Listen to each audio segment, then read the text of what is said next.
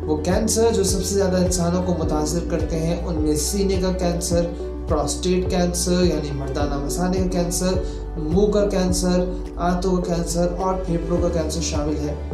तमाम कैंसर्स की अपनी वजूहात है। जैसे मुंह का कैंसर तंबाकू नोशी करने वाले और गुटखा खाने वाले अफराद में ज़्यादा पाया जाता है। इसी तरह सीने का कैंसर उन ख़वातीन में ज़्यादा देखा गया है जो गैर शादीशुदा हैं या जिन्होंने बच्चों को दूध नहीं पिलाया। इसी तरह बाकी कैंसर भी ख़ास वजूहात की वजह से होते हैं। एक वीडियो में तमाम चीज़ों का जिक्र करना मुमकिन नहीं है, मगर इस वीडियो में मैं आपको वो तमाम अहम बातें बताऊंगा जो तमाम कैंसर्स में यकसा होती हैं। हकीकत में हमारा जिस्म के अपने सेल वक्त के साथ बदलते रहते हैं, यानी कि टूटते रहते हैं और नए बनते रहते हैं, मगर ये टूटने फूटने का निज़ाम और नए बनने का निज़ाम एक तरतीब के साथ होता है, और जब इसमें बेतरतीबी आ जाए तो ये बढ़ते हुए एक गिल्टी की शक्ल इख्तियार कर लेते हैं। अब ये समझ लीजिए कि ये गिल्टी जिस जगह बनेगी उसकी वजह से वहाँ पे रुकावट हो जाएगी। इसकी मिसाल इस तरह से लीजिए कि अगर ये गिल्टी सांस की नाली में बनेगी तो सांस रुकना शुरू हो जाएगा। खुराक की नाली में बनेगी तो खुराक नाली में फंसना शुरू हो जाएगी, और अगर पखाने के रास्ते में होगी तो वहाँ पर रुकावट हो जाएगी और कब्ज़ हो जाएगी। इसके अलावा क्योंकि इसमें मौजूद सेल नॉर्मल मैच्योर सेल नहीं होते, लिहाजा उनमें थोड़ी सी रगड़ लगने पर उनमें से खून निकलना शुरू हो जाता है। तो अगर वो पखाने के रास्ते में मौजूद होगी तो वहाँ से खून आना शुरू हो जाएगा। अगर मसाने में होगी तो पेशाब में खून आना शुरू हो जाएगा, और अगर मैदे में होगी तो काले पखाने आएंगे। तीसरी चीज़ ये कि इस गिल्टी में दर्द कभी नहीं होगा।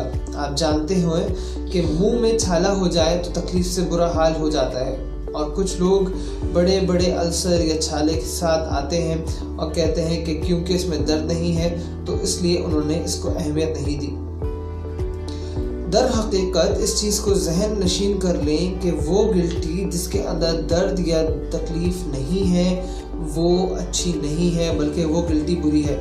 और जिस गिल्टी में दर्द है तो इसका मतलब ये है कि वो अच्छी तो नहीं है मगर जानलेवा भी नहीं है।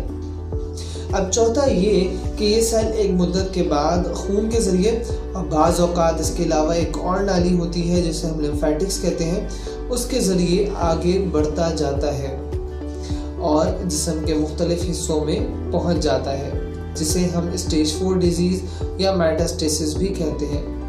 इसकी वजह से मरीज़ के जिस्म के दूसरे हिस्से में भी असर आना शुरू हो जाते हैं, जैसे कि हड्डियों में दर्द होना, जिस्म के मुख्तलिफ हिस्सों में गुठलियों का बन जाना वगैरह वगैरह। इसके अलावा कुछ बातें जो अहम हैं वो ये कि बग़ैर किसी वजह के वज़न का कम होना, यानी कि एक शख्स जिसे कुछ भी नहीं है, इसकी खुराक भी सही है और इसका बग़ैर किसी वजह के वज़न तेज़ी से कम हो रहा है, तो यहाँ पे अपनी जांच कराना बहुत ज़रूरी है।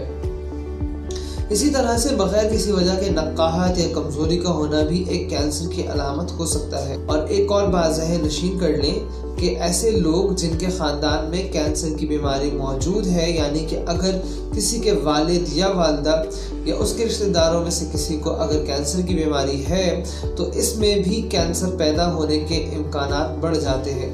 तो ऐसे शख्स को हमेशा अपनी स्क्रीनिंग ज़रूर करवानी चाहिए।